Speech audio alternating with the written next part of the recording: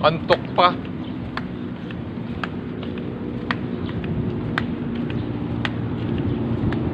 Tulog ko ano lang, wala pa yatang 3 oras.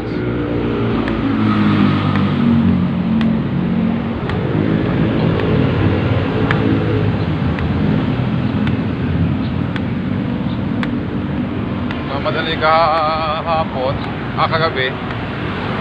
Mamadali pa ako eh, 5 pas pa. Nakakatulog ako sa UOB.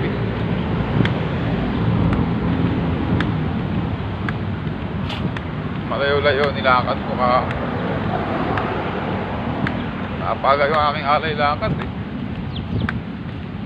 Nakarating na ng Antipolo. Makakasarap yung tulog, pagod na rin kasi. Buwihan. Dahil pang tao kahapon dun sa store.